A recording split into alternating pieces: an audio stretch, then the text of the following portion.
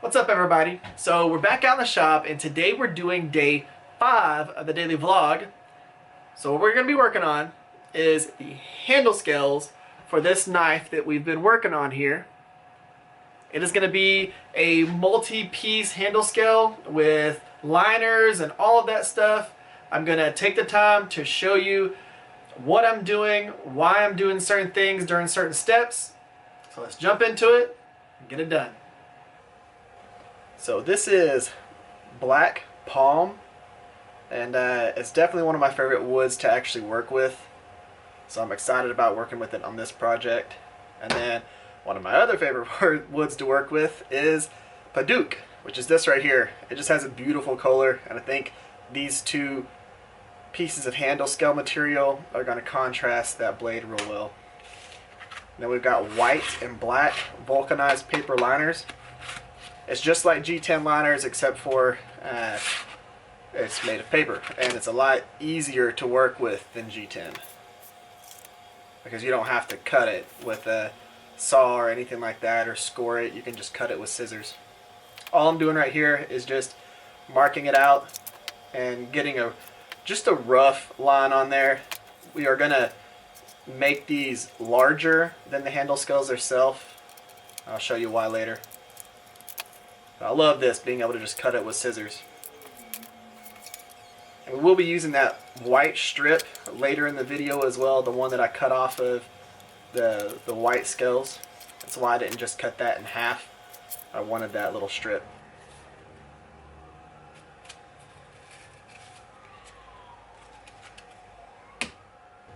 So now we're just going to kind of lay the knife on here and get an idea of where we want the scales to sit.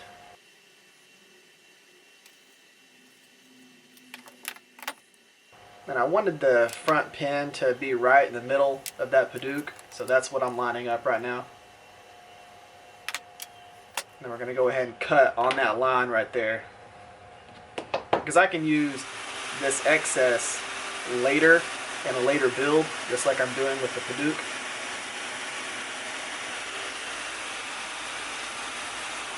That's all we needed from these handle scales, the part that's taped. Now we're going to go ahead, smooth everything out, square everything up prior to getting it glued together. You want to get everything as flat as possible, because the prep work you do now is the stuff that's going to show later whenever you actually go to put these on your knife. Even though these looked like they were mated very well together and very flat, they were not at all. If I had to put these on, I would have had gapping everywhere. So I'm taking the time to take this 40 grit belt and just take a lot of that warpness off of it to make them nice and flat. Now they're nice and flat and even.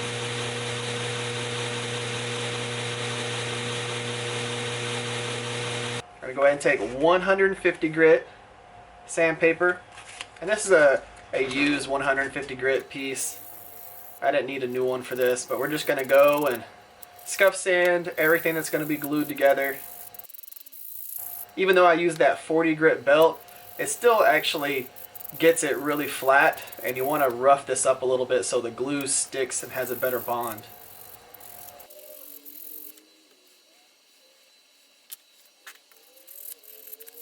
And of course, we're going to do the same stuff with the liners and make sure they're all prepped and ready to get glued together.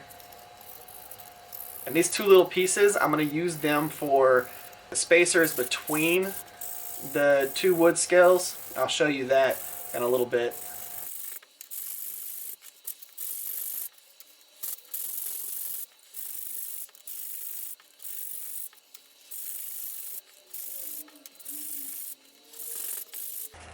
Now everything is nice and sanded, we can go on to the next step.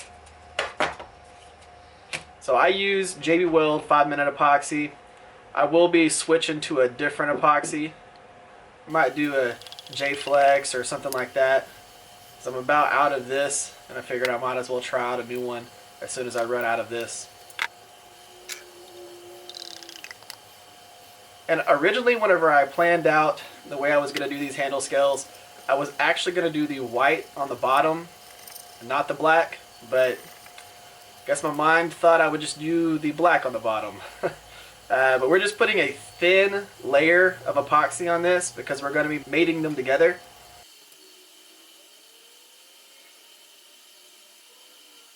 This was one of my first mistakes. I just went after it and didn't even put the white liner in there. So I have to take it off and get epoxy on the white liner, put it down, and then put the wood back on top of that. Luckily I'm pretty fast, so the 5-minute epoxy hadn't set up or anything yet. But we're going to repeat that on the next handle scale. And I am putting epoxy in between the layers when they meet together. So the front and back of the woods and that little white liner.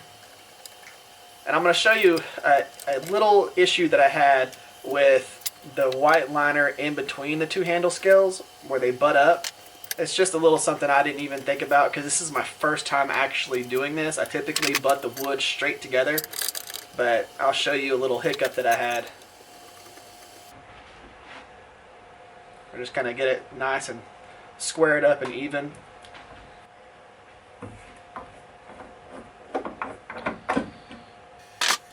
And the reason why I put the tape down is so that these come off of this way easier, because all I have to do is take this chisel and go underneath the tape and it lifts straight off, as opposed to if it was on that wood directly, it would be a nightmare to try and get these off.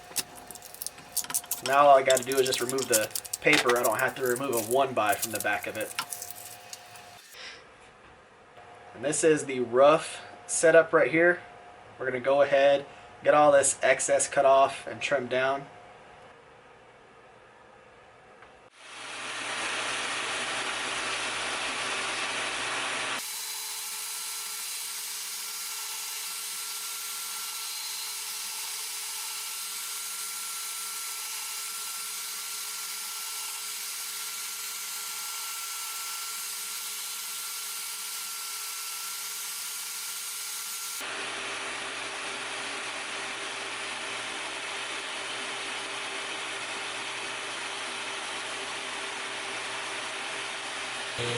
Now we're using a 40 grit belt again, and I like using this particular belt on this phase because it doesn't burn the wood. If you use a finer grit belt, you have a chance of it burning the wood, and that melts the epoxy, so you don't want to do that.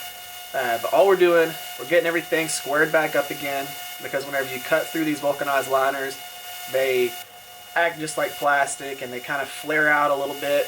But we're going to get that squared off, and then we're actually going to get the faces of them squared off as well, because the black palm is thicker than that Padauk was.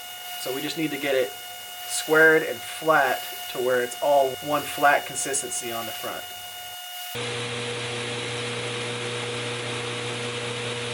Just like that. Nice and smooth. It's absolutely beautiful. Alright, so that wraps up this vlog. Let's go ahead and check out the scales. So we got black palm right here, Padauk, and then white vulcanized paper liner separating the two, and then black and white vulcanized paper liners going the length of it. I love this grain because it has all those dots in it. It's going to be really cool. I didn't square off the front because I'm going to be using part of this as the actual front of the handle scales, and I wanted this full length of actually from here to here whenever I do it, so it didn't make sense to shave it back and square it because I would lose some of the length right here, and I don't want to do that. So that's what we got right there. Now we did have a little hiccup. You can see right here there's a little bit of gapping between this liner and this liner and this liner and that liner, where you can see epoxy and the gap. It's because whenever I push these together and push the epoxy, into this area and shifted this up. And I've never done this before where I did the liner in between, so I didn't know to look out for that. So if y'all end up doing this same thing, just make sure you're paying attention to the gaps right here. Get these pushed back down, make sure it's not squeezing them out. But that's the only thing that went wrong on this. The cool thing is these are going to go on my EDC because I'm keeping this knife. And if this was a customer's knife, I would definitely just redo these because I'll never send out something that's going to be like that. I'm too picky for that.